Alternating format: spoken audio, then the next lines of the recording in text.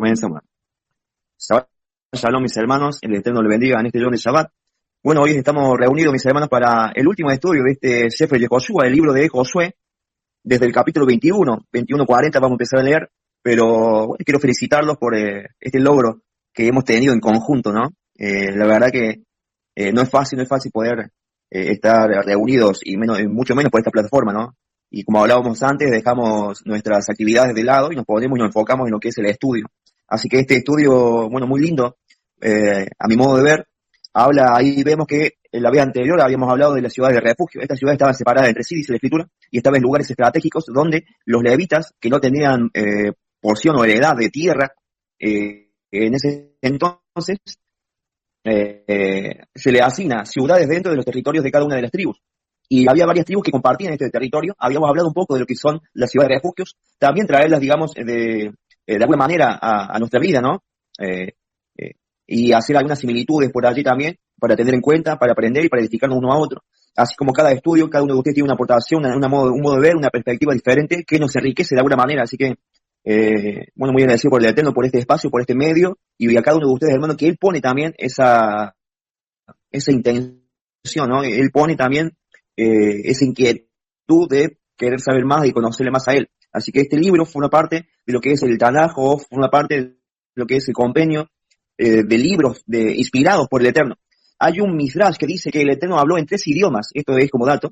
El Eterno habló en el idioma arameo, ¿sí? En el hebreo, por supuesto, y también eligió hablar por el idioma griego. O sea, ¿por qué eligió hablar? Cuando dice hablar, los sabios dicen que él eligió inspirar a los hombres por medio de este idioma. Miren ustedes. Entonces, por eso es el compendio de libros que tenemos en nuestra mano, es inspirado por el Eterno a través de los hombres. O sea, Él inspira a los hombres eh, que hagan escritura de todas las cosas que hoy estamos aprendiendo en este libro. Y de Josué, ¿sí? De alguna manera, allí en el capítulo 24, él también habla inspiradamente, incluso cuando él habla a esa congregación reunida allí en Siquem, que por cierto Siquem es un nombre muy, muy importante, él, cuando habla en la escritura, simplemente pone, ¿sí?, que es el Eterno. O sea, habla en primera persona como si estuviera hablando el mismo Eterno en él. Entonces, de alguna manera nos dice a nosotros que está hablando inspiradamente, es como que él se compenetra con Yehoshua y le da sus mismas palabras al pueblo, como si Yehoshua fuera el mismo Yuhebahei, hablándole a esa congregación y a nosotros también. Muy interesante, hermanos, este tema. Vamos a ver, por ejemplo, si me siguen ahí con la lectura un poquito, hablo solamente para hacer una pequeña introducción, permítame, hermanos. Cuando dice allí en el 21:43 de este libro, dice: de esta manera dio Yehoshua a Israel toda la tierra que había jurado dar a sus padres, y la poseyeron y habitaron en ella. Dice, y Josué les dio reposo. Esa palabra reposo es por la cual Rab Shaul, creo yo que fue Rab Shaul quien escribió, o quien hizo escribir, o quien mandó escribir el libro allí de Hebreos, en el capítulo 4, y más precisamente desde el capítulo 3, hablando del día de reposo. Josué estaba hablando de este día de reposo y dice que si el Eterno le hubiera dado completamente el día de reposo, o hubiera cumplido con su promesa que está, por ejemplo, en el Salmo 95:11, donde el Eterno juró dar otro día de reposo. O sea, este reposar de la tierra, este reposar de todas las tribus, forma parte, digamos, de la promesa del Eterno, pero no en su cumplimiento total. Entonces ahora Saúl, teniendo en cuenta que manda llamar, sigue llamando a hombres, ¿no es cierto?, que vengamos a ser parte del pueblo, y es más, y nos manda a que seamos obedientes, esos hombres entrarían en ese reposo que el Eterno aún tiene para todo su pueblo. Por eso dice ahí en Hebreos capítulo 4, que si el Eterno hubiera dado completamente el reposo al pueblo por parte de Yehoshua, no estaría hablando de otro reposo. Entonces es muy interesante verlo de esta manera, hablando también de que las escrituras se cumplen en su totalidad con la venida del Mashiach. Así que es muy interesante que lo podemos estar viendo. Y bueno, ahí, como para comenzar el estudio, hermanos, le paso el primer lugar, que lo trae nuestra hermana Mali. Bien.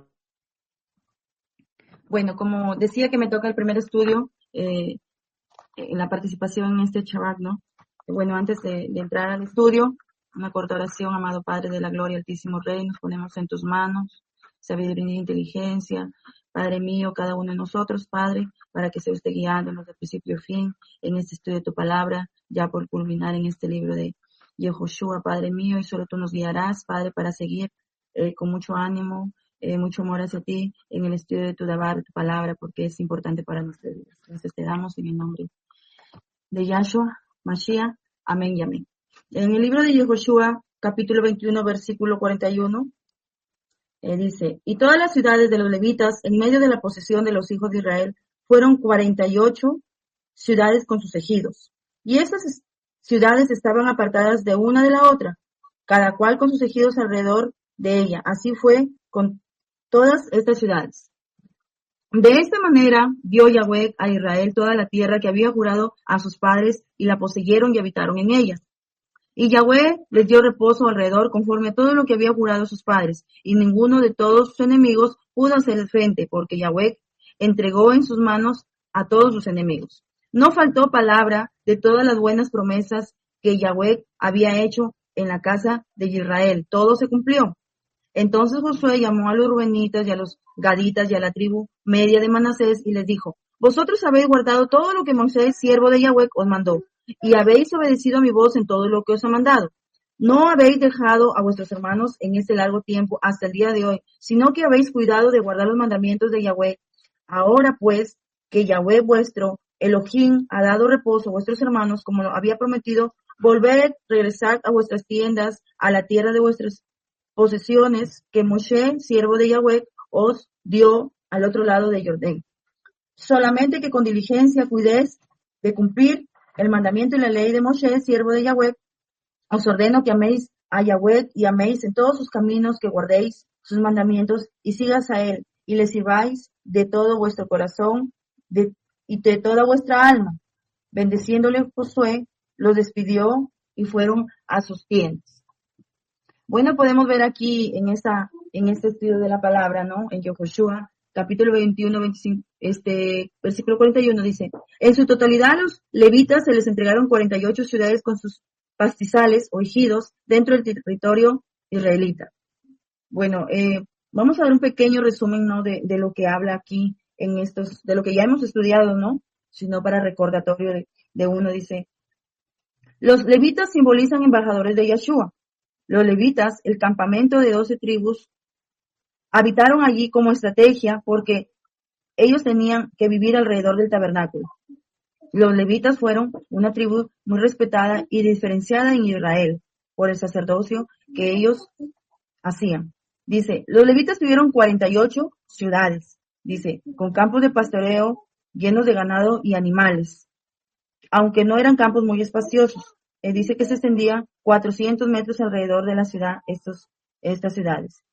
Pero 6 ciudades, como vemos, estudiando de las ciudades de refugio, solo 6 ciudades sirvieron como refugio. Un resumen de estas ciudades de refugio tuvimos al occidente del río Jordán, que está en Galilea. Tuvimos ciudades de refugio en el norte, centro y sur. En el norte, Sedes, centro, Siquén. En el norte, Sedes con el monte Nectalí. En el centro, Siquén con el monte de Efraín. Y en el sur tenemos a Hebrón, que es Kiriat Arba, con el monte de Judá. Y las otras 3 ciudades más es en el oriente del río Jordán, al oriente de Jericó. En el norte con Golán, que queda Basán, que estaba en la tribu de Manasés. En el centro con Ramot, Galac, tribu de Gad. Y al sur con Beser, en la llanura de Rubén. Esto está en Josué capítulo 20, versículos en adelante que pueden estudiar. Se puede volver a estudiar, ¿no? Dice, en esta tribu, a pesar que fueron sacerdotes al servicio del Eterno, fueron después dispersos por profecía de Jacob y por participar, lamentablemente, en la venganza de su hermana Dina, ¿no? Que eso les profetizó su padre, pero es una tribu muy importante, ¿no? Porque se trabajó en esto del sacerdocio, en el servicio al Eterno, pero también ellos no tuvieron ciudades, lugares como herencia, ¿no? Para ellos propios, sino que ellos estaban en cada tribu, como decían los no embajadores, para poder, una como estrategia hablaba, ¿no? Estar alrededor del tabernáculo y otra para poder también guiar a cada tribu a lo espiritual con el Eterno, ¿no? Y así podemos ver, ¿no? Todo este estudio de las 48 ciudades que se le permitieron a los levitas poder ellos vivir, ¿no? Y siguiendo con el estudio, en Yehoshua capítulo 21, versículo 42 dice, estos campos estaban ubicados a cada una de las ciudades, ¿no? Como pudimos mencionar antes. En el versículo 43 dice, y así Yahweh dio a Israel la tierra que juró, prometió dar a sus padres, heredándola y habitaron en ella, ¿no? Vemos cómo el Padre Celestial, ¿no? cumplió, ¿no?, lo que él había prometido, porque él es un padre que tiene que cumplir cada cosa, cada palabra que está escrita, ¿no? Y aún ahora en nuestros días vemos eso, que se están cumpliendo mucho su palabra. En el versículo 44 dice, Yahweh les dio descanso, paz, como lo prometió y lo cumplió, dándole la victoria ante sus enemigos, porque él los venció, nadie le hizo frente. El Eterno, cuando vence al enemigo, se levante quien se levante, no podrá con él, porque él es Yahweh Sebaot, ¿no? El Padre Celestial Guerrero, por excelencia, el Altísimo, grande y temible, ¿no? Como lo conocían las naciones que vivían alrededor de Israel, ¿no? También vemos en el versículo 45, dice, Yahweh cumplió cada palabra, cada promesa, cada juramento, todo lo hizo puntualmente a favor de Israel, porque él le había prometido ya a su siervo Abraham, ¿no?, que él iba a bendecir su descendencia, ¿no? Y aún lo confirmó en Isaac, lo confirmó en Jacob y ahora en las 12 tribus, ¿no? Entonces, podemos ver esa palabra, ¿no?, que podemos rescatar aquí, la palabra cumplir, ¿no? Esa palabra es muy importante en este tema, porque dice cumplir significa hacer realidad algo, llevar a efecto algo, bastar, ser suficiente. Y miren cómo esa palabra tiene que ver con el Eterno, que ha sido suficientemente lo más glorioso en haber hecho las cosas que hizo con Israel en la conquista de todos estos territorios, ¿no? De todas las 12 tribus. También cumplir es la realización de una promesa, y en este caso del propósito divino, ¿no?, que hizo el Eterno. Podemos ver aquí, si lo llevamos más allá de esta palabra cumplir, dice, es un verbo que se usa en 3 sentidos, ¿no? He podido analizar primero en observar y satisfacer ciertos requisitos, ciertos requerimientos, ¿no? Como él lo dio, el Eterno lo dio y pudo él cumplir, ¿no? Pudo hacerlo en realidad, lo que ya le había hablado al pueblo de Israel. En otro aspecto, en otro sentido profético, que corresponde a lo prometido, a lo anunciado. Y podemos ver, ¿no?, que él ya lo había anunciado a sus padres de estas 12 tribus y como algo profético, y lo hizo. Y también podemos ver en el sentido temporal, con el tiempo, dice, llegada a los tiempos relacionados por el Eterno. En este caso, ¿no?, vemos que los tiempos se cumplieron, y aún si lo llevamos ahora a la actualidad, estos 3 sentidos también se están haciendo, ¿no? Porque cada palabra del Adabar, de las escrituras del Eterno, se está cumpliendo letra por letra, desde el momento, desde que la promesa que hizo con el siervo Abraham hasta ahora, hasta la actualidad, ¿no?, que estamos viviendo los últimos tiempos y todo se está cumpliendo. Entonces también podemos relacionar, ¿no? Pude en este estudio, ¿no?, rescatar, ¿no?, que esta palabra cumplir tiene que ver con Yahweh en el propósito, con nuestro Padre Celestial, en nuestro propósito celestial y glorioso que Él ha tenido desde su creación, ¿no?, hasta ahora. Y esta palabra cumplir también lo vimos en Yahshua Mashiach, ¿no?, donde Él proclamó el Evangelio, la sanidad y la liberación, ¿no?, a las personas del pecado, y vemos que esta palabra cumplir se hizo, ¿no?, se hizo tal cual el Eterno lo había también prometido, y ahora en Yahshua, y lo que sigue haciendo, ¿no?, en nuestras vidas. Y también pudimos ver ese cumplir en Israel, como ahora una nación, ¿no? Bueno, aunque lamentablemente con todo lo que está pasando, pero también es un propósito del Eterno. Y podemos ver que en este Israel, ¿no?, podemos ver ese cumplir con el hombre, nosotros como personas, tanto sean hombres como mujeres, ¿no? Nosotros como personas, las escrituras se tienen que cumplir, ¿no? Y nosotros tenemos que cumplirlas. Porque estamos bajo la voluntad del Eterno. Nosotros tenemos que ejecutar esa misión de cual hemos sido llamados, ¿no? Que nosotros, tanto en el pueblo de Israel, aún como nosotros ahora como hombres y mujeres que estamos conociendo el camino del Eterno, ¿no?, tenemos que cumplir, no debemos ser unas personas de doble ánimo, sino que debemos cumplir su palabra, sus mandamientos, ¿no?, la ley que Él nos ha dejado, porque como pudimos aprender, la ley es la Torá, esa instrucción, esa enseñanza, desde Génesis hasta Apocalipsis, como nosotros antes, cuando no conocíamos verdaderamente estos términos, decíamos nosotros que la ley solamente era el Antiguo Testamento y que el Nuevo Testamento era otra cosa, otro nuevo pacto, y que nosotros en el Antiguo Testamento eso ya pasó, pero ha quedado como una reseña histórica, y ahora nosotros lo que debemos cumplir es el Nuevo Testamento. Pero sin embargo, según lo que estamos estudiando, vemos que el Antiguo Testamento, que es el Antiguo Pacto, y el Nuevo Testamento, que decimos ser, pero según las traducciones como lo ha puesto, pero en realidad es un pacto renovado. Entonces vemos como cada palabra, como dicen las Escrituras, que ninguna jota, ninguna coma, como dice, no, en la Biblia Reina Valera, todo se cumplirá, ¿no? Y podemos ver aún en el estudio de las traducciones que diferentes que hay, podemos ver que todas estas palabras tenemos que cumplirlas, ¿no? Aún con todos los mandamientos que hay, y porque así él lo ha mandado, ¿no? Entonces, esta palabra cumplir es muy importante, porque también podemos ver, ¿no? En el libro de Mateo, capítulo 5, versículo 17, dice que él no vino a abolir la ley, sino para cumplirla. Entonces, miren cómo todo se está cumpliendo, ¿no? Lo que hizo con las 12 tribus, como también lo está haciendo ahora en nuestras vidas. En segunda de Pedro también esa palabra cumplir tiene que ver cuando él menciona de que nosotros estamos esperando cielos nuevos y tierra nueva, ¿no? Y se va a cumplir esa palabra, porque lo vemos reflejado en Apocalipsis, ¿no? En ese sentido profético que él ha podido dar con esa palabra, con ese verbo cumplir. Y también vemos en Juan capítulo 14, versículo 2, Yahushua prometió preparar moradas, un lugar especial para nosotros, ¿no? Que también lo vamos a ver, que lo que él ha hablado lo va a cumplir, y nosotros tenemos esa esperanza vida y esa confianza en él, ¿no? Y como vemos esta palabra cumplir, que es muy, se puede decir muy esencial, ¿no? En cuanto a la palabra del Eterno, como vimos aquí, ¿no? En las 12 tribus, ¿no? En cada una se les prometió una heredad, y el Eterno así los bendijo.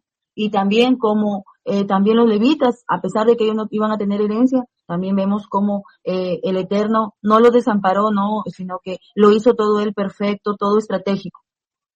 Siguiendo con Yahoshua, capítulo 22, en el versículo 1 dice, Yahoshua llamó y convocó a la tribu de Rubén, los gaditas y a la media tribu de Manases. Pues ellos, después de que ya repartieron la tierra a las 12 tribus, pues vemos que en Números capítulo 32, versículo 18, tuvieron ellos una conversación, ¿no? Así decirlo en el lenguaje más sencillo, con Moisés, donde le dijeron que ellos prometieron que iban a tomar toda esta repartición de tierras, y lo iban a hacer hasta lo último, y que ellos no iban a abandonar a sus hermanos, sino que ellos lo iban a hacer hasta lo último, hasta que vieran todos sus hermanos de las diferentes tribus que iban a ser repartidas estas tierras. Y así lo hicieron ellos. Ellos no fue una palabra tan solo dicha, sino que también la cumplieron como hijos del Eterno, como hermanos también, ¿no? Que no los abandonaron, sino que lo hicieron tal cual como ellos le dijeron a Moshe.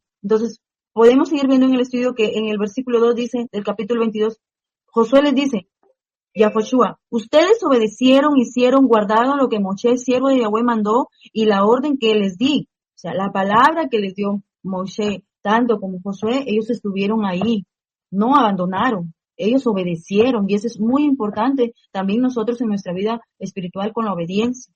En el versículo 3 dice, durante este tiempo no abandonaron, les dice Yahoshua, durante este tiempo no abandonaron a las otras tribus, se aseguraron de obedecer los mandatos de Yahweh hasta el día de hoy. Entonces, vemos cómo estas tribus, ¿no? Estas 2 tribus y media estuvieron ahí, ¿no? Para sus hermanos. Dice, ahora Yahweh ha dado descanso a sus hermanos, como él dijo que haría también con ustedes. Regresen a sus tiendas en la tierra que es su posesión, donde Moshe, siervo de Yahweh, les dio al otro lado de Jordán, o sea, de Jordán. Entonces, miren cómo podemos ver aquí en estos versos de que habla de que ellos, esta obra, si lo vemos así, en que esta obra que había puesto, ¿no? Moshe, por medio de la palabra del Eterno, que tenían darles tierra a las tribus, fue una obra grande, ¿no? Porque tuvieron que guerrear, tuvieron que conquistar, ¿no? Tanto en el tiempo como Moshe y como el tiempo de Yahoshua, ¿no? Entonces vimos cómo estas tribus apoyaron, y ellos, tanto que apoyaron, fueron siervos porque obedecieron, ¿no? Obedecieron la obra en que se había encomendado el Eterno, y también dice que ellos no abandonaron. Entonces, vemos aquí que la obra tiene que ver, ¿no? Como dice en Colosenses capítulo 3, versículo 7. Y todo lo que hagan, lo que hagan en palabra o de obra, háganlo en el nombre de Yahshua, dando gracias al Padre por medio de él. O sea, vemos aquí en la palabra y la obra, vemos cómo ellos hicieron la obra, la obedecieron por los mandamientos que había dado el siervo Moshe y aún Josué, que el Eterno les había encomendado. Ellos pudieron cumplirla. Y si nosotros lo vemos en nuestra vida espiritual, dice que todo lo que hagamos por obra, tenemos que hacerlo en el nombre de Yahshua. porque Él nos salvó, pero en esos tiempos fue, ¿no? En el nombre de Yahweh fueron conquistando todos esos lugares, ¿no? Y fue grato porque recibieron recompensa. El Eterno no los dejó avergonzados en la obra que ellos hicieron, sino que les dio la victoria. Y es como así también nosotros en la obra que está haciendo ahora el Eterno por medio de Yahshua en nuestra vida, nosotros también tenemos que regirnos, ¿no? A cumplir con lo que Él manda, como dice también en Juan capítulo 14, versículo 15, dice, si ustedes me aman, obedecerán mis mandamientos. Ellos amaron la obra que les habían encomendado, ahora nosotros amamos al Eterno por su palabra, y el Eterno sí nos tiene haciendo obra, como por ejemplo, estamos aquí estudiando la palabra, estamos poniendo por obra, porque no tan solo hemos sido oidores, sino también estamos siendo hacedores. Y entonces que nosotros ahora vemos cómo estamos trabajando, ¿no? En la meditación, que ponemos la palabra, comenzamos a meditarla, comenzamos a escudriñarla, comenzamos a ver qué tiene que ver un texto con otro texto, ¿no? Y vemos también que aparte de que nosotros estamos aprendiendo eso, también tenemos que ponerla por obra en nuestras vidas para que el Eterno vaya haciendo la obra en nosotros por medio de Yahshua y Mashiach.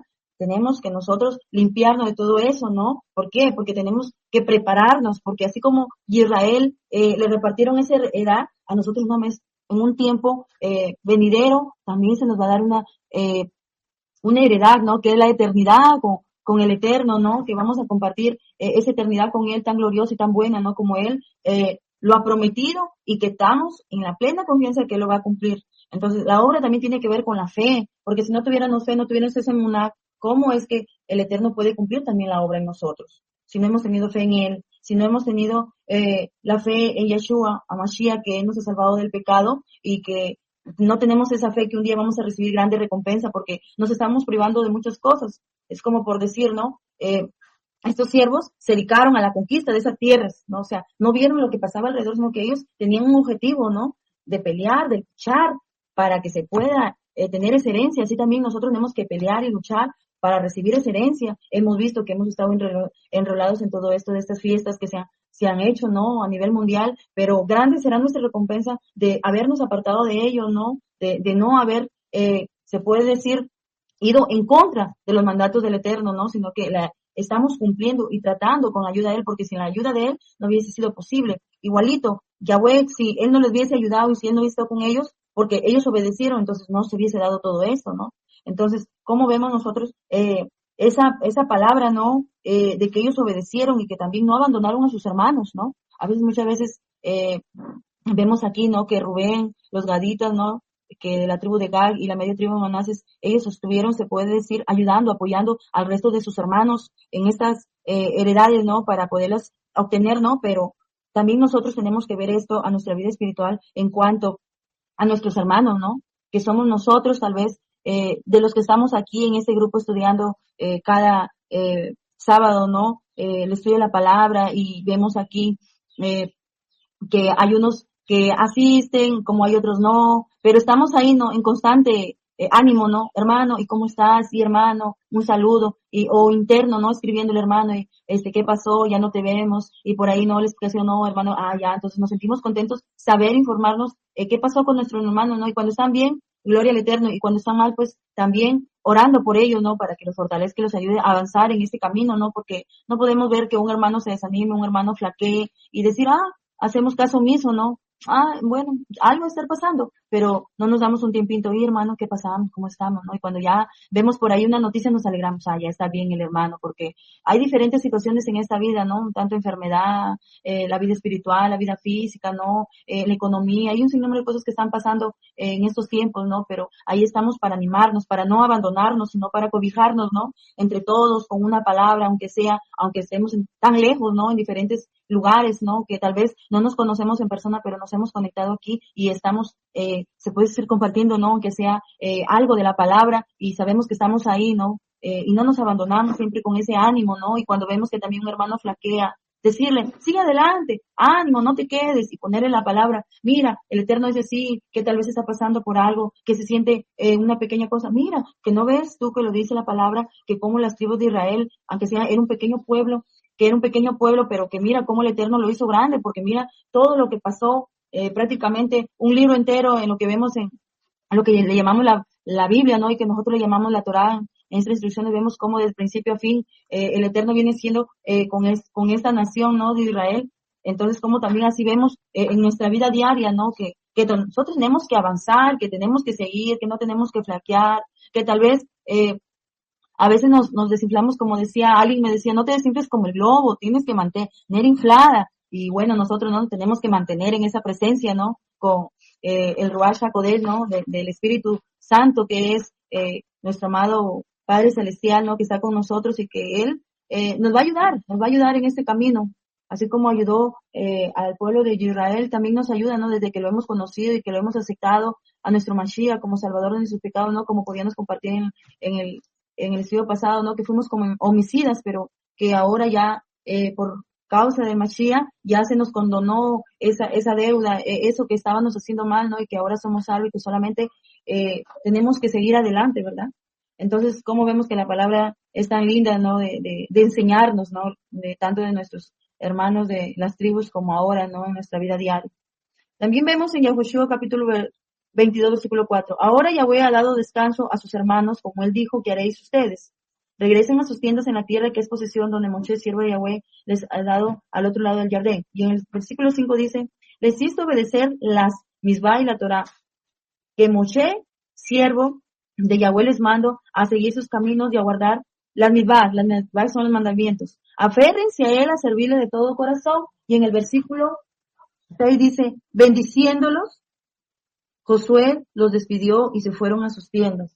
Estos siervos ya habían hecho el trabajo que ellos habían hecho por voluntad propia y por amor al Eterno. Entonces vemos cómo ya Yehoshua los había despedido, ¿no? Que se vayan a ver a sus familias, a disfrutar de esa heredad que el Eterno les había dado, ¿no? Pero eso todo fue con mucho esfuerzo, con mucho amor, ¿no? Y como dice aquí, les instaba aún Yehoshua a obedecer los mandamientos y la Torá, o sea, la palabra, ¿no? Como ellos les decían, no se olviden, ya pasó, ya guerreamos, ya luchamos, ya estuvimos en batalla, pero no se olviden. Y es muy cierto, porque nosotros si nos olvidamos en nuestra vida espiritual, si nosotros nos olvidamos de estos mandamientos, de esta Torá, esta enseñanza, esta instrucción de Génesis, Apocalipsis, imagínense, ¿no? Nos vamos enfriando, nos vamos olvidando de lo que habla aquí, y sin embargo va tomando ventaja. ¿Y quién va tomando ventaja? El enemigo, porque como vemos acá, el Eterno había puesto, se puede decir, había dado la victoria ante sus enemigos. Entonces, si nosotros, porque ellos obedecieron, pero si ahora nosotros llevamos a nuestra vida espiritual, si nosotros nos ponemos enfriándonos, dejando la palabra, dejándole alabar al Eterno, dejando de orar, dejando de enseñar a otros, entonces nos vamos enfriando, y como decía alguien, que el enemigo va entrando como con zapatitos de algodón sin querer, y cuando menos acordamos, nos vemos salido de la presencia del Eterno, ¿no? Como siempre oramos esa bendición sacerdotal, ¿no? Que la presencia del Eterno esté sobre nosotros. Entonces, si nosotros nos desanimamos, nos desalentamos, ¿no? Entonces, en este camino y dejamos sus mandamientos, no los cumplimos, nos podemos ver reflejados que va a ser una vida espiritual donde va decayendo, donde va deteriorándose, ¿no? Y sin embargo, lamentablemente, ¿no? Ahí es donde vienen las tentaciones, volvemos a la vida antigua, volvemos a lo que ya practicamos, porque nos vamos enfriando, y eso no quiere, ¿no?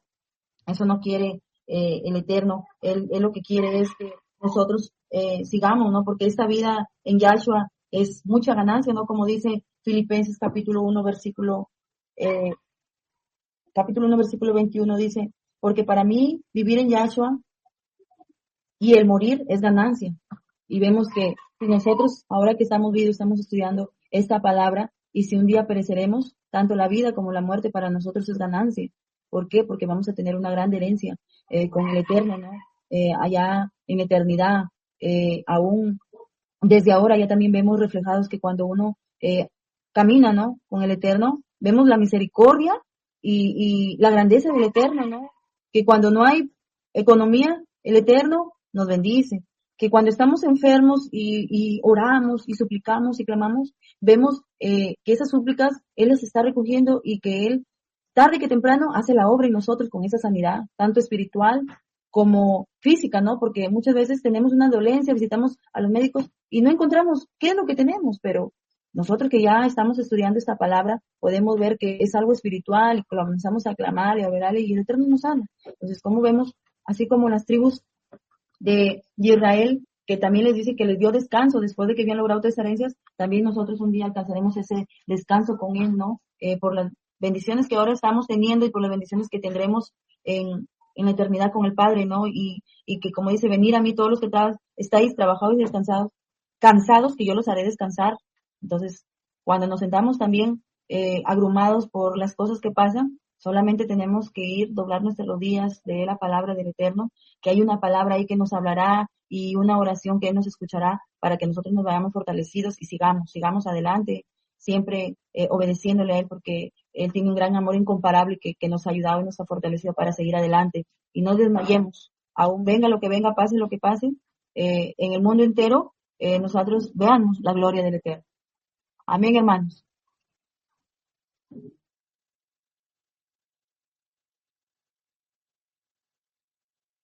Hermana Malín, toda raba al Eterno. Mis hermanos quieren hacer algún tipo de... Y que significa hombro o ladera de una montaña y que también puede referirse a la espaldilla de una res. No sé por qué, o sea, ¿qué tiene que ver la ladera de una montaña con la espaldilla de una res? Pero bueno, eso fue lo que encontré en mis apuntes y que se consideraba la parte más suculenta del animal. En la tradición judía, el nombre de Siquem se entendía en relación con la configuración montañosa del lugar y que Siquem fue una ciudad de Canaán construida hace 4.000 años y se convirtió en la primera capital del reino de Israel y en una ciudad israelita de la tribu de Manasés. Las ruinas de Siquem se encuentran a 2 kilómetros al este de la actual ciudad cisjordana de Nablus. Bueno, eso fue lo que pude encontrar yo de Siquem. Y prosigo con mi porción, que fue de Joshua, Perec 22, Pasuquín del 7 al 20. Voy a leer del 7 al 9. A la medida de la tribu de Menashe, Moshe había dado una herencia en Bashan, pero a la otra mitad Yahushua les dio una entre sus hermanos en el lado oeste del Jardín. Cuando Yahushua los despidió a sus tiendas, él los bendijo, diciendo, regresen con grandes riquezas a sus tiendas, con mucho ganado, con plata, oro, bronce, hierro y con grandes cantidades de ropa.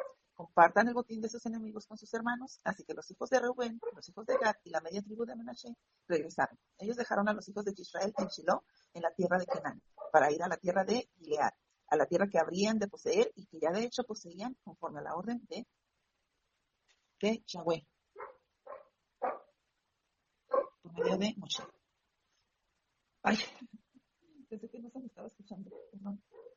Bueno, aquí podemos ver que la obediencia a Elohim y fidelidad a sus hermanos ha sido recompensada. Elohim les ha permitido ganar mucho botín que ellos pueden llevar de regreso a casa. Creemos que cuando obedecemos a Elohim seremos ganadores, no perdedores. Tal vez no siempre en este sentido material, obvio, sino en realidad ganancias maravillosas, no obstante. También podemos imaginar que se trataba de una salida un poco emocional de hermanos que habían conocido la proximidad de luchar lado a lado, y estos eran verdaderos veteranos del ejército de Israel, Canaán. Canaán. El significado de Canaán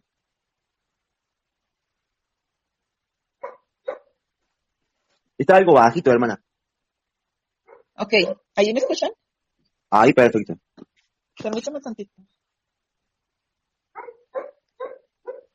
Quedó en el significado de Canaán, o Kenan.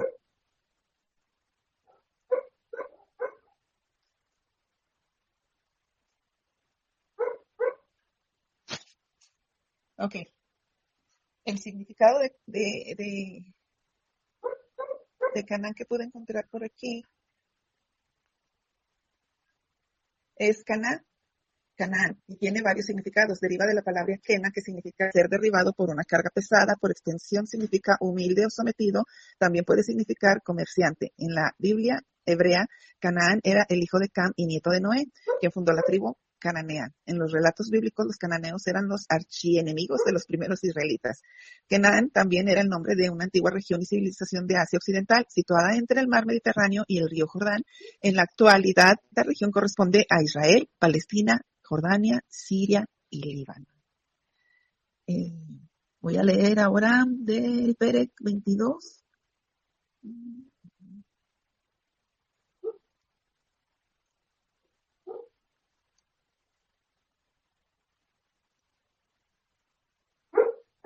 Me perdí aquí. 7 al 9, el 10. Cuando los hijos de Rubén, los hijos de Gad y la media tribu de Menashe llegaron al área en la tierra de Canaán, cerca del Jardín. Ellos edificaron un altar allí, junto al Jardín, un altar grande e impresionante. Y antes de cruzar el Jordán, aquí podemos ver que los soldados de las dos tribus y media construyeron un altar de grande apariencia cerca del río Jardín. Esto era significativo, no solamente por su tamaño, pero por el significado.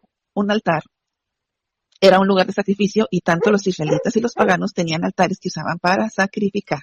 En los Pérez 11 y 12 dice, los hijos de Israel oyeron de ellos y dijeron, miren, los hijos de Rubén, los hijos de Gad y la media tribu de Menashe han edificado un altar por la frontera de la tierra de Canaán, en Gilead del Jardín, en el lado opuesto a los hijos de Israel. Cuando los hijos de Israel oyeron de ello, dice el 12, la congregación completa de Israel se reunió en Silo para hacer la guerra contra ellos.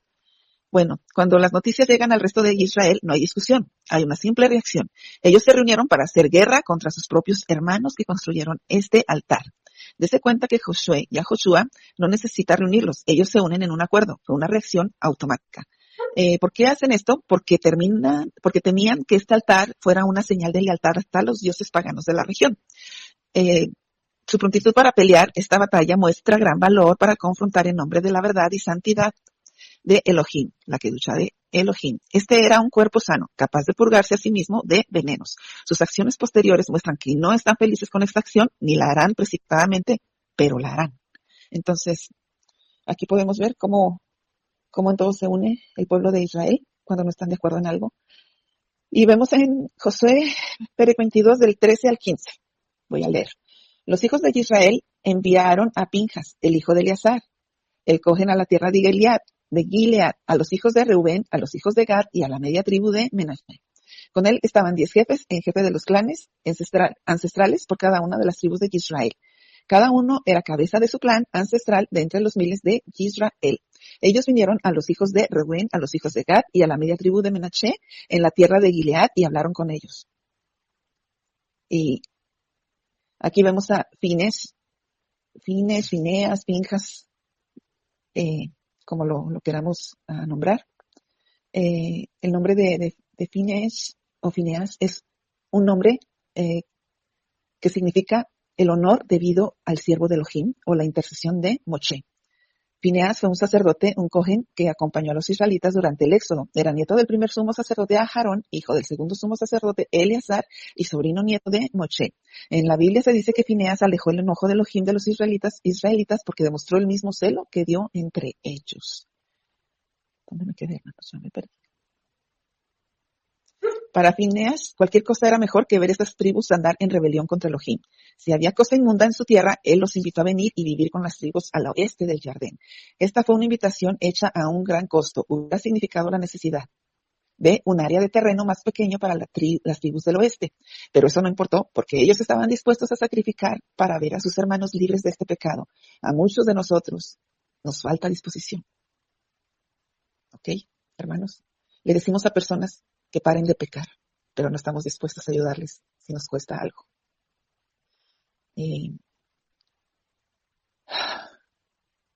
Leí del 16 al 18.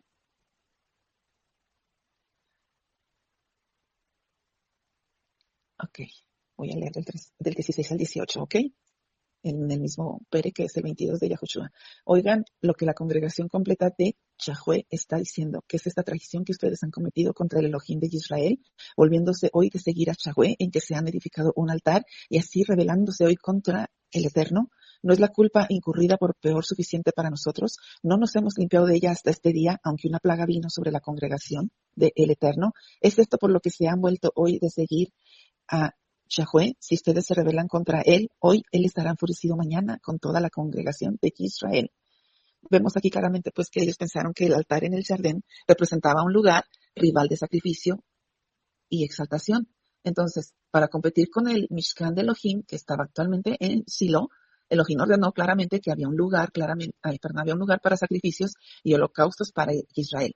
Entonces, les dirás también, cualquier varón de la casa de Israel o de los extranjeros que moran entre vosotros, que ofreciere holocausto o sacrificio y no lo trajera a la puerta del Mishkan de reunión para hacerlo a Yahweh, el tal varón será igualmente cortado de su pueblo, como lo podemos ver en Levítico 17 del 8 al 9. También entendemos, pues, por esto que no podemos adorar a Elohim de la forma que queramos o justificar una forma de exaltarle solo porque nos gusta. Primero y siempre, nuestra exaltación debe ser agradable a Él.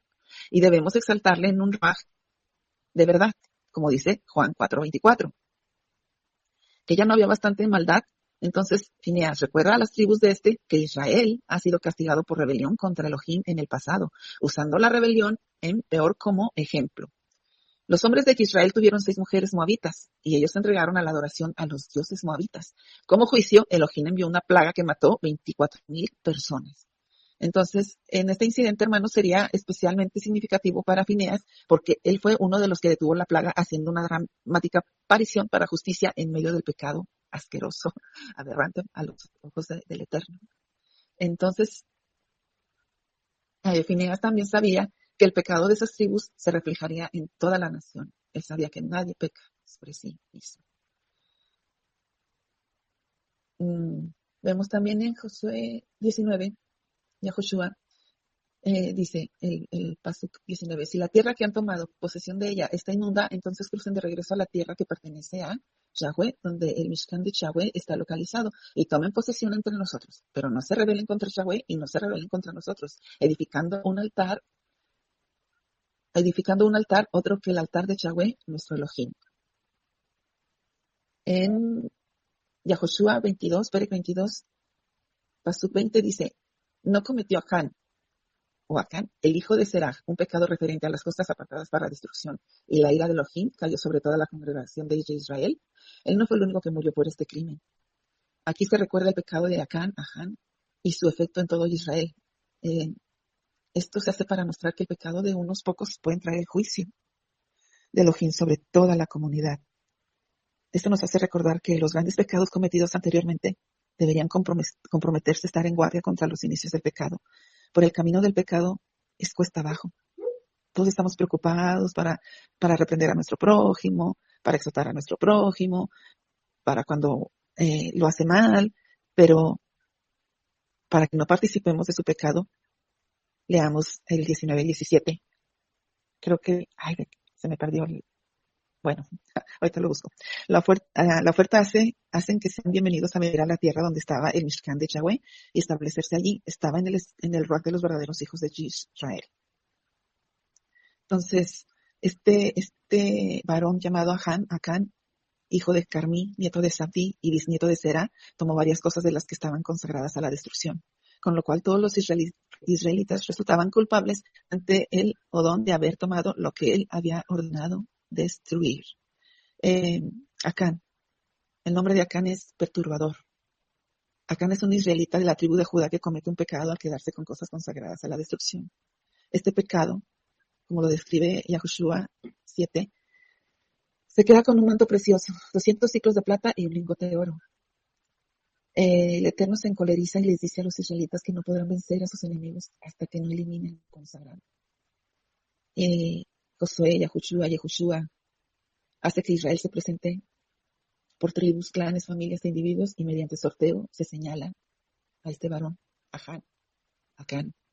Y también él admite su pecado y Yahoshua lo lleva al valle de Acor junto con su familia y sus pertenencias. Aquí los israelitas apedrean y queman a Acán en una hoguera.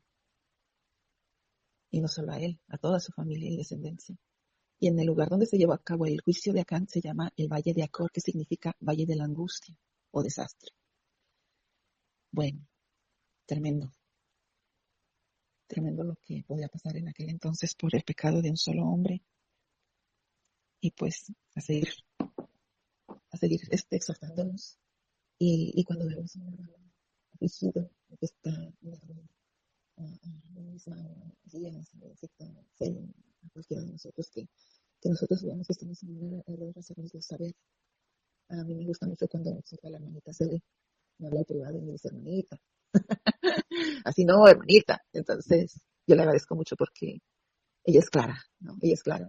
Y igual el hermano Elías tal vez de vez en cuando también me estiraba las orejas. Pero sigamos adelante, hermanos. Hay que seguir adelante y vivir y prevalecer viviendo en Kedushá, porque mucha gente dice que no se puede. Yo siento que sí. Yo lo vuelvo y lo repito. Cuando venimos de pecados de Misharim, que hemos salido de ahí, y que se han cometido pecados aberrantes y los quieres, ahora sí que vienes a los pies del Eterno, y nos limpia. Yo estoy segura que sí. Lo digo por mí mismo, por testimonio propio. Baruch Hashem. Bueno, hermanos, hasta aquí mi aporte. Todo grabado, mi hermana Claudia. Excelente, muy bueno. Bendecido por lo que hasta ahora han expuesto mis hermanos. Me llama la atención que justamente cuando estas 2 tribus y media, ¿no es cierto?, que estaban del otro lado del Jardín, levantan o erigen unas piedras, ¿no? O un altar. Y quienes van, digamos, al lugar son los cabezas principales de todas las demás tribus, y Fineas. Y Fineas era un joven celoso, ¿no? Así que, como para meter presión ahí al asunto. Pero siempre había uno que presidía, digamos, siempre había un Cohen, un entendido de la palabra del Eterno, quien exponía a las tribus los mismos, ¿no? O las cláusulas por las cuales no se podían desviar, y todo lo hacía legalmente. Entonces, como juez, como legislador, digamos, como un escriba, ¿no es cierto? Como un abogado iba también Fineas a declararle que eso estaba mal y estaba en contra de la Torá, y por lo cual había condenación. Entonces, todo de una manera legal. Eso es lo que puedo recalcar, digamos, o algo de lo que puedo recalcar de este asunto. Si quieren comentar, hermanos, allí, adelante, cedo micro.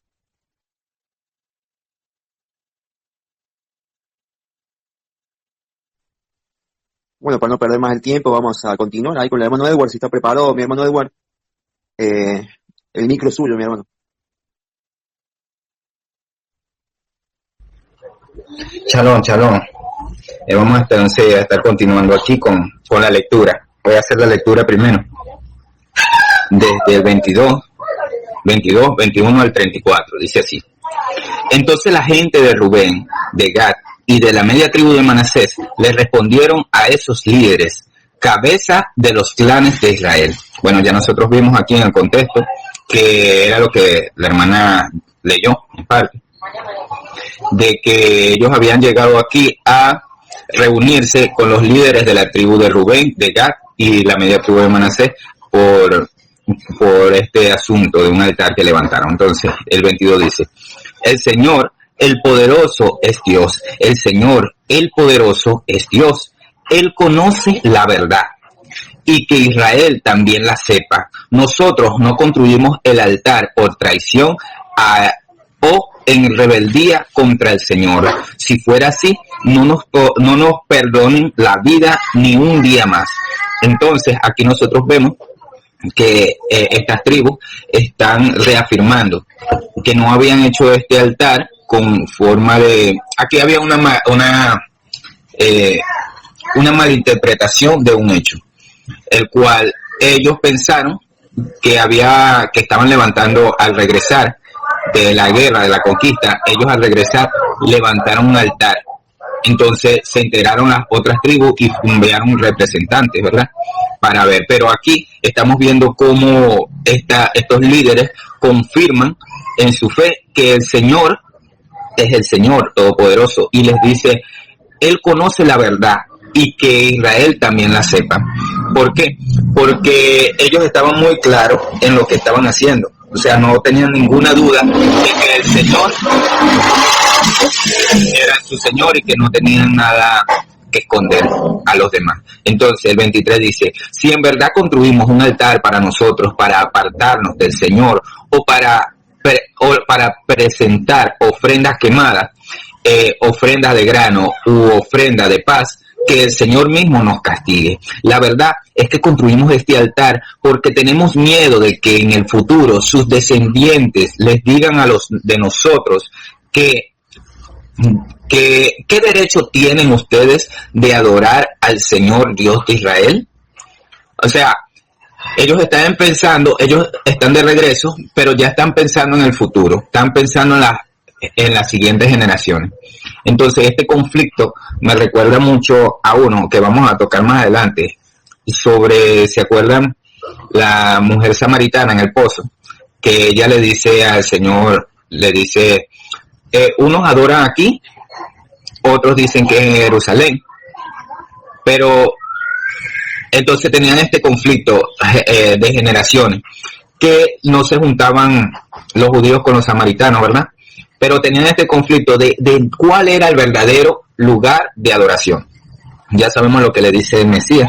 Él le dice, vendrá la hora que cuando no se adorará ni aquí ni en este lugar. Ahora, en este punto específico, se está dando el caso de que ellos están pensando en este mismo problema, en esta misma situación, pero en el futuro, que no se diera en el futuro, de que los descendientes, como estas tribus no habían entrado a la tierra de Canaán, sino que pertenecían fuera del otro lado del Jordán, podría significar, o las generaciones que ya perdieron la tradición, podían expulsar, o sea, podrían decir que estas personas no tenían nada en común con el Dios de Israel. Es decir, disculpe, es decir, que no tenía, o sea, ningún lazo espiritual.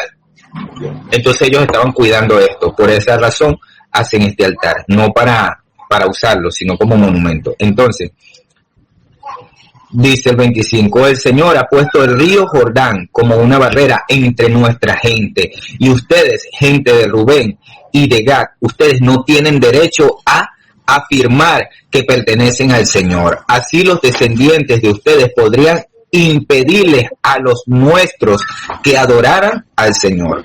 Por eso decidimos construir el altar, no para presentar ofrendas quemadas o sacrificios, sino como un monumento conmemorativo. Les recordará a nuestros descendientes y a los de ustedes que nosotros también tenemos derecho de adorar al Señor en su santuario con nuestros sacrificios, nuestras ofrendas quemadas y ofrendas de paz. Entonces sus descendientes no podrán decirles a los nuestros, ustedes no tienen derecho de afirmar que pertenecen al Señor. Si ellos dicen eso, nosotros, nuestros descendientes, podrán responder, miren esta réplica del altar del Señor, que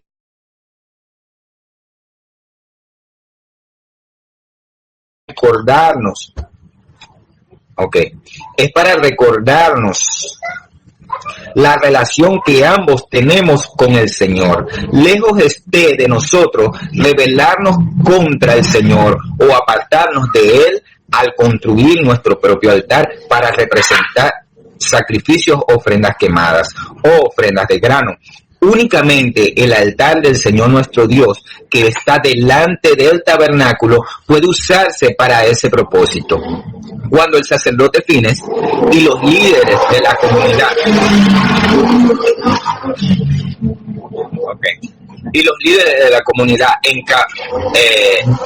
cabezas de los clanes de Israel, oyeron eso de boca de las tribus de Rubén, de la Gad y media tribu de Manasés, quedaron conformes. Fines, hijo del sacerdote Eleazar, les respondió, hoy sabemos que el Señor está entre nosotros, que ustedes no han cometido esa traición contra el Señor, como nosotros habíamos pensado. En cambio, han rescatado a Israel de ser destruido por manos del Señor.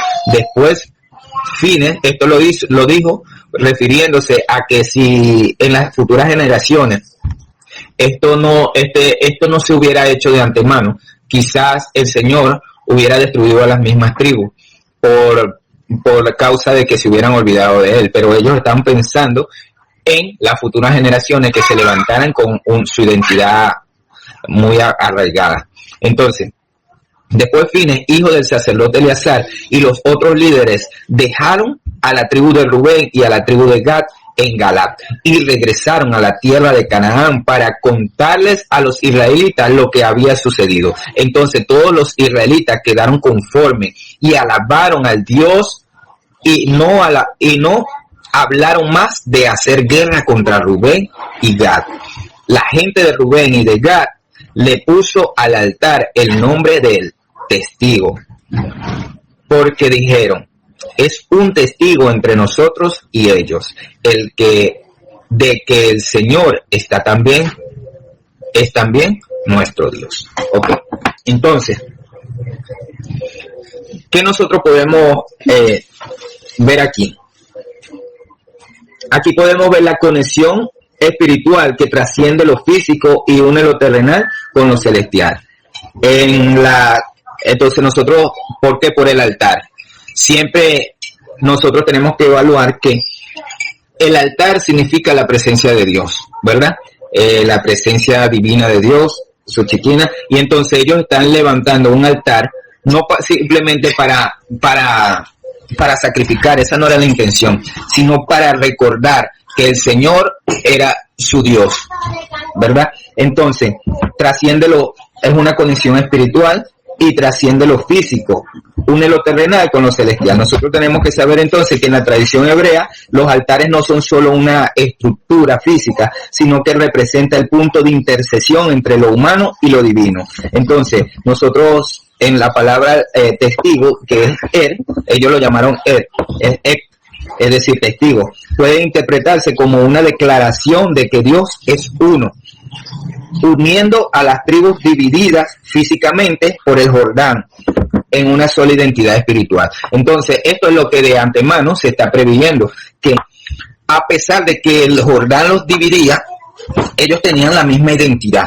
Ellos tenían este altar, esta presencia divina de Dios, era el testigo. Este altar era el testigo que declaraba que las tribus eran una en qué. Una no es físicamente, no solo físicamente, aunque lo dividiera el Jordán, no físicamente, sino espiritualmente, ¿verdad? Aunque ellas estaban divididas por el Jordán, en su identidad espiritual eran una. Y eso es lo que nosotros tenemos que recalcar, y vamos a resaltar ahorita, en cuanto al cristianismo y todas estas religiones, con la identidad hebrea. Cuando nosotros comenzamos a estudiar las raíces hebreas, nosotros tenemos que ver y darnos cuenta de que a pesar de que nos dividen muchos Jordanes, es decir, muchos ríos, en el sentido en cuanto a corrientes, quizás filosóficas, culturales, religiosas, nosotros tenemos que entender que nuestro punto hoy en día, nuestro punto es el retorno. Entonces nosotros venimos de lo más lejos, de lo más recóndito de la tierra, donde decía la promesa que si fallaban nuestros antepasados, Él nos echaría a los confines de la tierra. Entonces nosotros venimos de allá, de adorar al palo, a esto, a todas las cosas, y estamos hoy en este punto. ¿Qué quiere decir eso? Que hoy la presencia divina, este altar que representa a Yeshua, es el testigo fiel. Yeshua es el testigo fiel de que nosotros estamos unidos de una sola raíz, o sea, de un solo árbol, que es el Padre Celestial. Aunque nosotros podamos tener hoy en día diferentes puntos de vista, opiniones y tal cosa, todos tenemos algo en común, que nosotros estamos siendo restaurados. Entonces, el que quedó atrás, vamos a suponer, sabemos que no es algo correcto el catolicismo, pero nosotros hoy lo estamos viendo desde aquí, desde este punto donde el Señor nos ha regresado. Entonces, ¿qué es lo que pasa? Que a pesar de que hay tantas cosas que nos dividen, nuestro origen procede del Padre. No sé si me explico.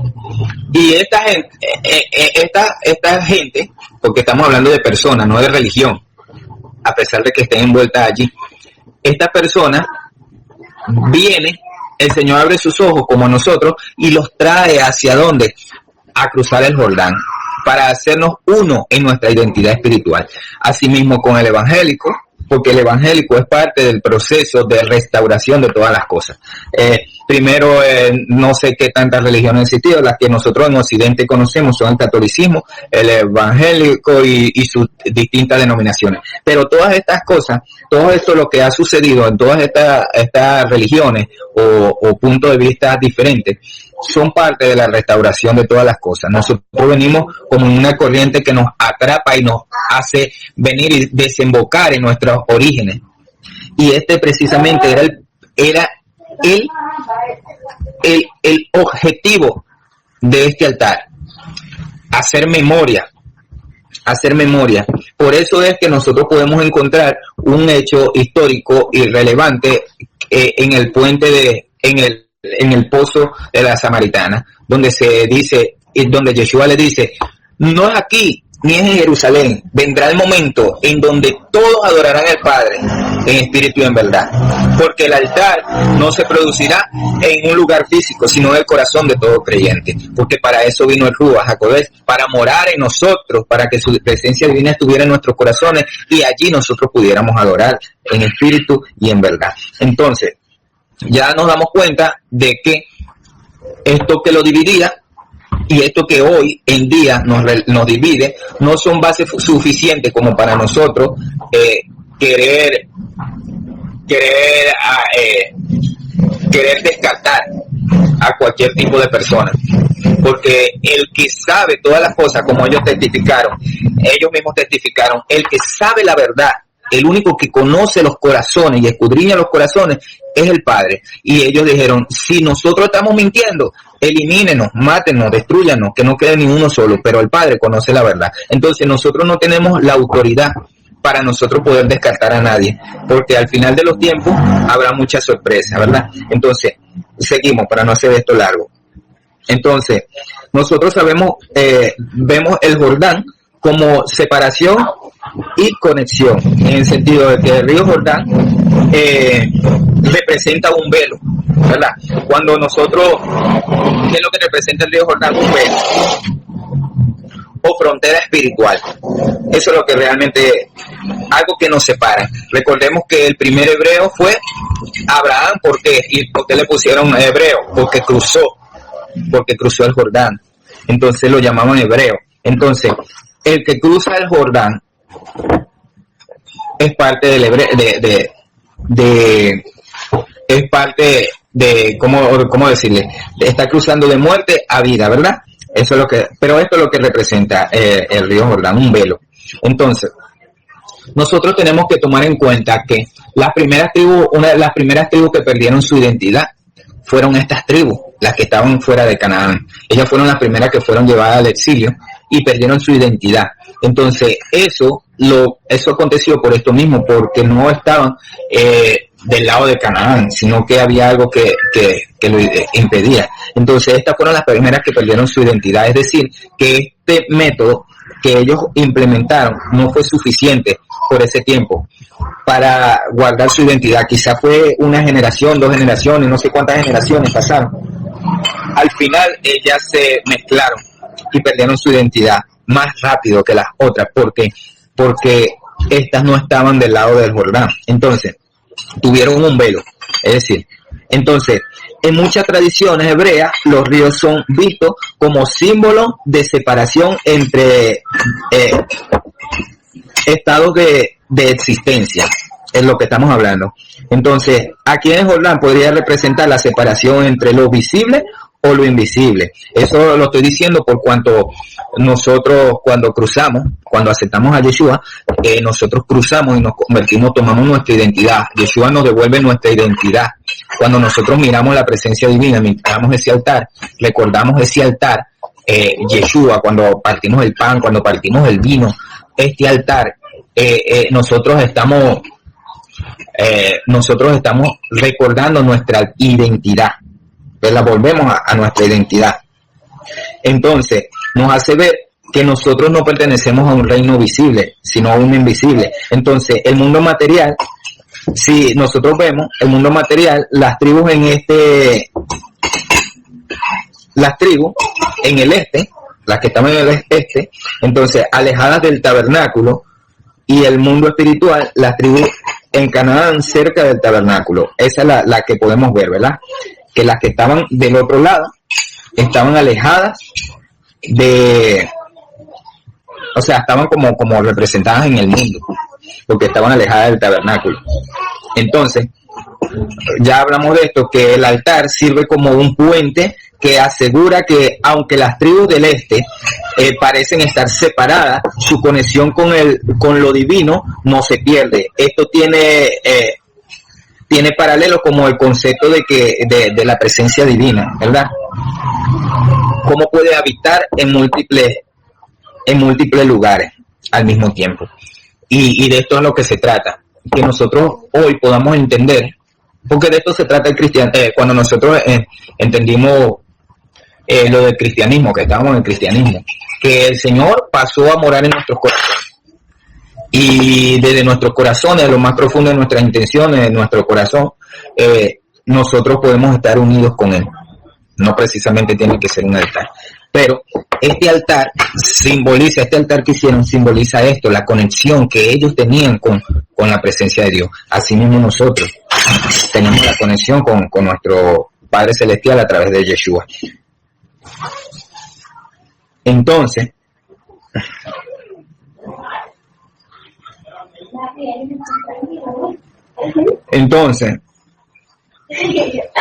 nosotros tenemos que ver que la conexión o la reconciliación y la aceptación del altar, cuando ellos vinieron, que ellos vieron y dijeron, oh, está bien, ahora nos damos cuenta que es verdad, que no tenemos que tener problemas. Entonces ellos aceptaron, ellos se reconciliaron con las tribus y aceptaron el altar como un testigo que restaura la armonía divina, reflejando el principio de que Dios es uno y su pueblo debe reflejar esa unidad en la diversidad. Como les digo, cuando nosotros aceptamos a Yeshua, porque Él dijo que era la puerta, esa misma puerta que por la cual salieron los israelitas en Persa, allá en Egipto, esa puerta que tenía sangre en los dinteles, Yeshua era la puerta por la cual nosotros debemos entrar para estar en el redil. Entonces, cuando uno acepta a Yeshua como su Salvador, cuando nosotros aceptamos a Yeshua como nuestro Salvador, nuestro reconciliador, entonces el principio de que Dios es uno y su pueblo debe reflejar esa unidad, nosotros tenemos que darnos cuenta a que a pesar de que uno dé fruto a 30, uno a 60 y uno a 100 por uno, a pesar de esa diversidad, nosotros debemos entender que somos uno, que Dios es uno y uno a través de todos nosotros, que no todos tenemos la misma funcionalidad, ni ninguno tenemos que dar los mismos frutos, porque el Señor, ese es el propósito del Señor. A uno le dio la habilidad de ser más obedientes, a otro no. Lo importante es que todos reconozcamos que el Señor es uno y que todo aquel que entre a través de Yeshua es uno. Es uno con Él. Entonces, a pesar de, nosotros tenemos que ver como el rol de Phineas como un mediador espiritual. Ese rol tan importante que tuvo Phineas en es como un mediador espiritual, que hay personas que en el pueblo armaron un conflicto y como leímos, estaban diciendo que había que hacer guerra contra las tribus y esto, y entonces Phineas tomó, y otro grupo tomaron la motivación de ir a escuchar los argumentos. Entonces Phineas actuó aquí como un tikkun, es decir, un reparador espiritual. Entonces vemos como su intervención evita un derramamiento de sangre que podría haber generado una ruptura espiritual irreparable en Israel. Entonces nosotros vemos que Phineas representa la fuerza de la conexión que armoniza lo material con lo espiritual. Esto refleja el papel previo en Números 25, donde el celo por Dios detuvo una plaga. No sé si se acuerdan, cuando él actuó y muchos dicen, wow, pero actuó impulsivamente y mató a aquellos que provocaron la plaga. No, el celo del Señor, él actuaba como esto, como lo que decía el hermano Elías. Hay personas que tienen la habilidad y la capacidad espiritual, la madurez espiritual, como para discernir cuáles son las cosas que nosotros debemos hacer y cómo las debemos hacer. Entonces, una de las cosas que Phineas actuó impulsivamente, vino y mató a aquello y detuvo la plaga. Pero aquí estamos viendo cómo Phineas en este no actuó así, sino que él fue a escuchar. Él fue a escuchar los argumentos, porque tuvo la madurez espiritual de no juzgar O sea, de no juzgar antes de tiempo, de no ir impulsivamente a destruir, sino que Él sabe interpretar las acciones, es decir, tiene la suficiente madurez espiritual como para actuar en los momentos correctos. Y aquí vemos cómo Él toma este rol de restaurador, de reparador, y va a escuchar. Y Él mismo es el que acepta que fue algo correcto lo que hicieron. Entonces, en este caso, su liderazgo asegura que el altar no sea un símbolo de separación, sino de unificación espiritual. Entonces él se aseguró de esto, de que no haya separación entre el pueblo, porque aquello que él detuvo, lo de la plaga, estaba provocando muerte al pueblo. Era una acción que estaba provocando muerte, pero en este caso estamos hablando del altar, estamos hablando de un altar. Entonces estamos hablando de que ellos querían adorar al Señor y había una malinterpretación del asunto, pero estamos hablando del altar, estamos hablando de que Él actuó en forma de confirmar de que esto que estaban haciendo no fuera algo que los separara. Entonces, creo que nosotros hoy en día tenemos mucho más cosas que nos unen que nos separan. Porque nosotros sabemos que las escrituras hablan de que, Romanos, de que como nosotros sabemos que estamos pecando por la ley, ¿verdad? Porque quien rompe la ley se hace pecador, claro, y dice que este es el propósito de la ley, mostrar el pecado. Entonces, nosotros tenemos algo más potente y más fuerte que nos une, y es Yeshua, nuestro restaurador, Entonces nosotros ya debemos sacar estas acciones de supuestamente madurez espiritual, que yo siempre he dicho que el conocimiento es lo que nos hace muchas veces, y discúlpeme la palabra, a veces el conocimiento nos hace más brutos. A veces nosotros creemos porque conocemos más o porque sabemos un poquito más de algo que ni siquiera funciona para levantar nuestra vida espiritual.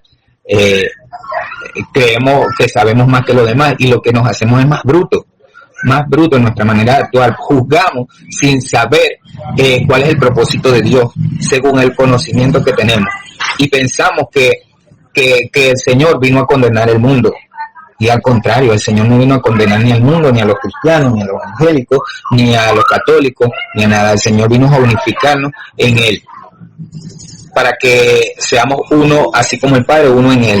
Entonces tenemos mucho más que nos une, tenemos más razones que nos unen que nos dividen, porque nosotros como que olvidamos que estamos en un proceso de restauración, y al estar en un proceso de restauración nosotros debemos esperar a las ovejitas que vienen atrás, y nosotros sabemos que esas ovejitas que vienen atrás son los cristianos, los católicos y todos estos hermanos que nos unen, que se unen en Yeshua. Aunque estamos unidos en Yeshua, nosotros a veces sacamos la pistola por medio del conocimiento supuesto que tenemos para dispararle, para matarlo, en vez de tenerle paciencia, de detenernos a escuchar, empezamos a juzgar, y eso nos pasa a todos. Eso es algo que nos pasa a todos, y realmente debemos reflexionar en que nosotros tenemos que tener este papel de restaurador, y de maduros espirituales para nosotros, en vez de alejar a aquellos que buscar la manera de cómo acercarlo. Vemos el ejemplo de Pablo, el que se le abrieron los ojos, se le cayó el velo y de los ojos, y pudo, un pasaje que lo malinterpreta mucho, pudo hacerse judío para los judíos y gentil para los gentiles con tal de ganar el mayor número. Entonces nosotros debemos tomar ese rol de restaurador y no imponer nuestras creencias ni nuestras posiciones, sino ayudar al otro a que poco a poco el Señor, que es el único que abre los ojos, los corazones, pueda actuar a través de nosotros, así como actúa a través de Fines y aquello. Entonces, el altar como testigo también puede interpretarse como un recordatorio eterno del pacto entre Dios e Israel. Nosotros podemos ver que el altar no solo testifica para los humanos, sino también ante los huestes espirituales. Se convierte en un punto de referencia espiritual que trasciende generaciones conectando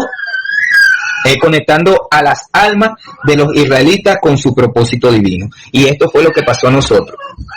Nosotros, sin saberlo, recordamos el pacto que Dios hizo con Israel a través de Yeshua y conectó las generaciones pasadas con la generación de hoy, con nosotros, que no sabíamos nada, que no entendíamos nada, y este es el papel de este altar, recordarnos, reconciliarnos.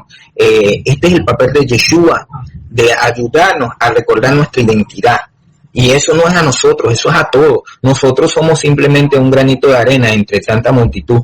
Nosotros no somos más importantes que otros porque estemos en esta posición. Nosotros somos un granito de arena en este gran mar, en este mundo. Entonces,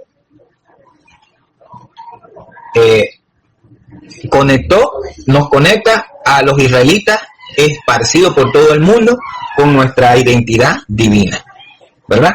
Entonces, ya vamos a terminar. Entonces, desde una interpretación mesiánica, entonces el altar puede ser una sombra profética de Yeshua como el testigo y puente de entre Dios y los hombres. Así como el altar no se utilizaba para sacrificio, o sea, este altar que construyeron, no se utilizaba para sacrificio, sino para unir a las tribus, Yeshua no vino a abolir la ley, sino a cumplirla y a reconciliar al pueblo con Dios, tanto judíos como gentiles. Eso lo vemos en Efesios 2:14. Entonces el altar testifica de que Dios es el mismo para todos, al igual que Yeshua es el camino que une a las tribus dispersas de la humanidad. Ese es el camino. Yeshua es quien nos reconcilia, el que reúne a las tribus perdidas. Y como les dije, unos van atrás, unos van adelante. Hay unos que van muchísimo más adelante que nosotros, pero todos somos uno en el Mesías. Eso es lo que dice Efesios. Todos somos uno en el Mesías. Entonces,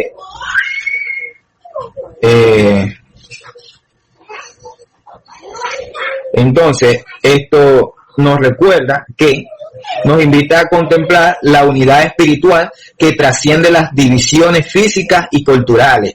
Nos recuerda que las apariencias externas pueden ocultar intenciones divinas profundas y que el testimonio verdadero no está en los rituales físicos, sino en el compromiso interno con Dios.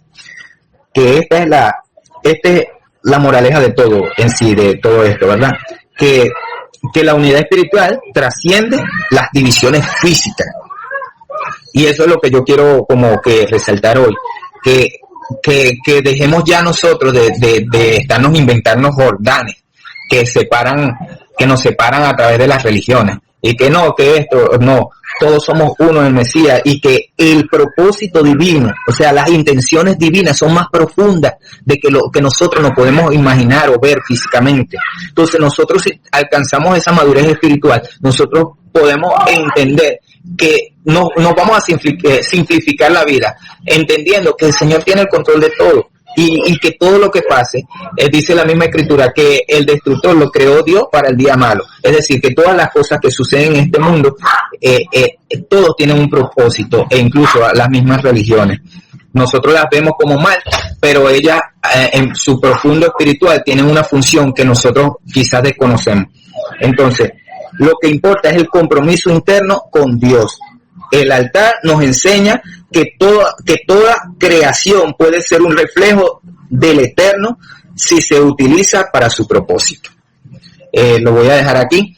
Entonces nosotros tendremos que analizar muchas cositas, y también tenemos que ver la importancia que nosotros podemos aprender de esto, de la importancia de la comunicación, ¿verdad?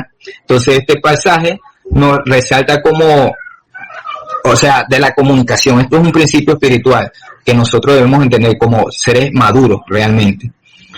Que la comunicación, este pasaje resalta como un malentendido puede llevar a conflictos graves si no se resuelve mediante el diálogo. Entonces, también la unidad en la adoración. Las tribus muestran que aunque geográficamente separadas, siguen unidas en la fe en el Eterno, ¿verdad? Y por tercero, la obediencia a Dios. Ambas partes están comprometidas a mantener la pureza del culto y a evitar prácticas que desagradan a Dios. Así que el Señor les bendiga. Le dejo el micrófono.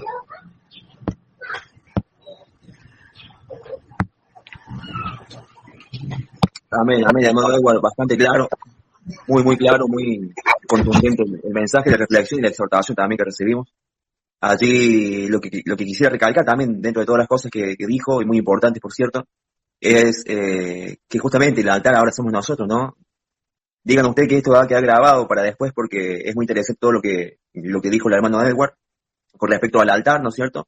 Que ya no hay ahora divisiones, ya no existe, digamos, esas fronteras, y que también los sacrificios por medio de nosotros, ¿no es cierto? Que vendría a ser Mashiach, en realidad, podamos hacerlo nosotros para el Eterno, y parte de esos sacrificios que hacía justamente estas 2 tribus y media que estaban del otro lado del Jardín, es justamente los sacrificios de grano, que se le dice minjá, que es de la alegría, del contentamiento, ¿no? De este sacrificio de agradecimiento, porque minjá es agradecimiento también, que es completo, también no se debe hacer con ningún tipo de levadura, ningún tipo de agregados, que sea puro, digamos, que sea honesta y sincera esos sacrificios que podamos hacer nosotros, que son agradables para el Eterno, ¿no? Con olor fragante, así como el Mashiach también lo hizo.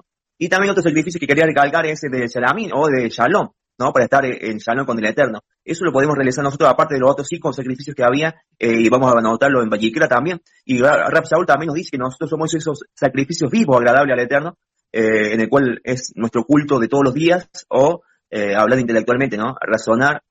Razón habla de una porción de todos los días o de razonarlo, de las dos maneras. Pero muy interesante para recalcar y perfecto, mi hermano Edward. Bueno, si quieren hacer algún tipo de comentario, hermanos, lo pueden realizar ahora. Dios, shalom, hermano. Bueno, me parece interesante lo que comenzó diciendo el hermano Edward en la intervención que estuvo, porque de todos los lugares donde se proclama el nombre del Mashiach, de todos los lugares de la tierra, o sea, que a todos, no es como cuando estaban en los tiempos de Mashiach que los judíos venían y se sacaban del templo. Por eso fue que le dijo claramente que que no quedaría piedra sobre piedra, y así fue como pasó. Y solamente que fue una pequeña parte del muro que le dicen del muro de los lamentos ahora, que él la levantaría en 3 días. Pues pienso que hizo énfasis en su propio cuerpo, porque, o sea, entregó su vida a muerte y resucitó para nunca más morir, porque subió y ascendió a los cielos. Y bueno, muy interesante el estudio, me gustó mucho el estudio del hermano Edward. Ahí vamos aprendiendo un poco más cada vez más. Que Elohim me los proteja y me los bendiga.